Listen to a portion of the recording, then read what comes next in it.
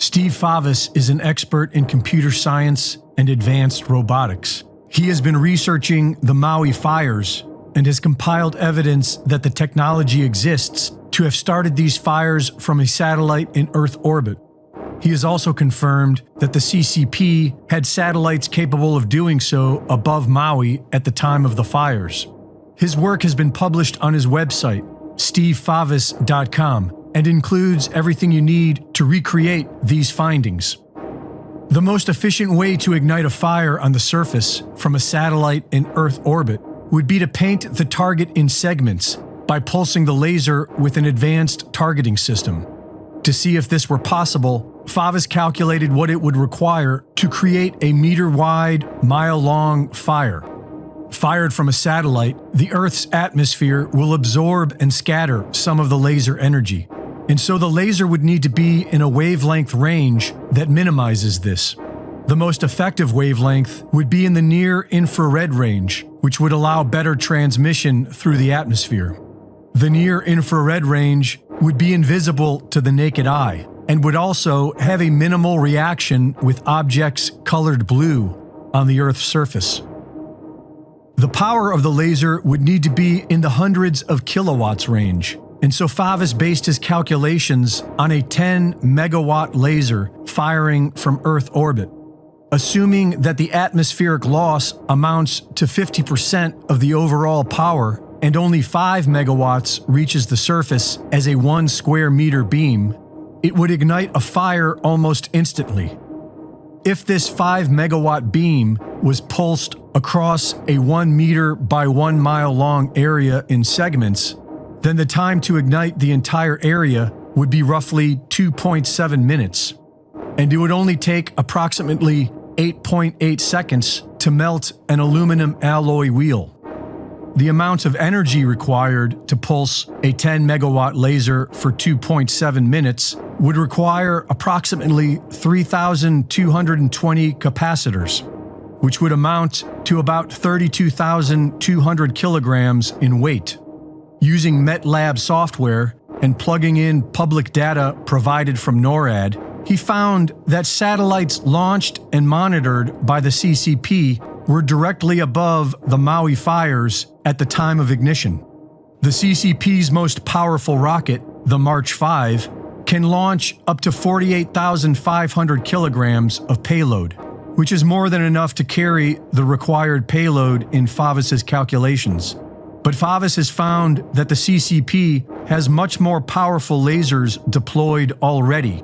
He has calculated that the CCP has up to 70 gigawatt lasers in Earth orbit right now. That's at least 100 times more powerful than what he factored into these calculations. Adjusting NORAD's default Coordinated Universal Time, or UTC, to the local time zones, Favis found the following. The Olinda fire was ignited at approximately 10:47 p.m. on August 7th. At this exact time, CCP satellite labeled NORAD 53299 was directly over the location. The Lahaina fire was ignited at approximately 6:37 a.m. on August 8th. At this exact time, CCP satellite labeled NORAD 55836 was directly over the location. The Kula fire was ignited at approximately 11:30 a.m. on August 8th. At this exact time, CCP satellite labeled NORAD 53299 was directly over the location. The so-called deep state does not want you to know that deadly lasers of mass destruction are freely traveling above us.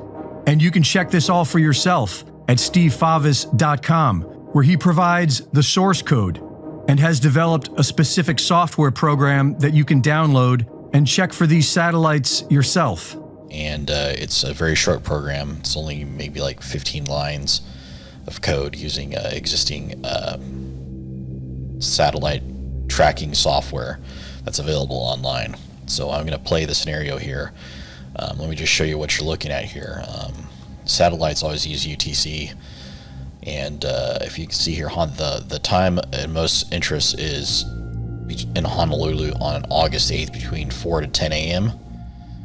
And the UTC time here conversion, it's really confusing converting time zones, is about right here. So this is the area right here I want to focus on as far as when these fires were reported in Maui. As you can see right here, this is 4 a.m. to 9 a.m. basically. And I'm going to play the simulation here.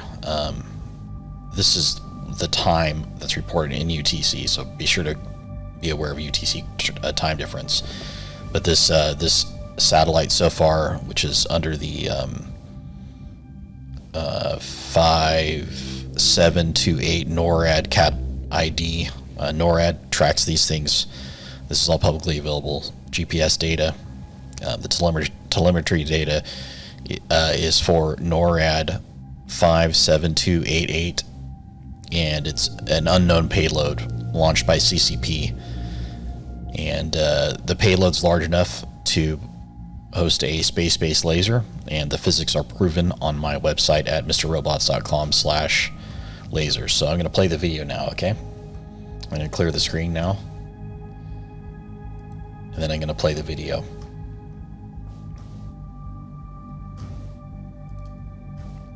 So here's a passing of it right now. It's going to come through here and pass. Again, this is NORAD CAT 57288, and this is Hawaii over here. You can see just when the sun rose around here. This is Hawaii right here, okay? So this is the area that we're focusing on when this satellite passes. Okay, it's about to pass now. I'm going to pause it when it goes about the peak area, and I'll give you the exact time of it when it passes over Maui. And it's probably about peak here. It's at its apex here, and the time on the UTC is about 1420 UTC, and that's about 2:20 p.m. UTC August 8, and Honolulu, it's about 4 a.m. So that's about 14:04.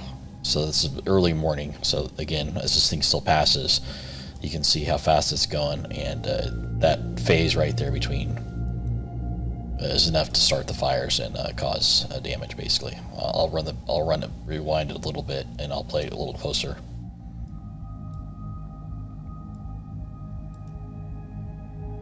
I'll zoom in on this just so you can see the UTC.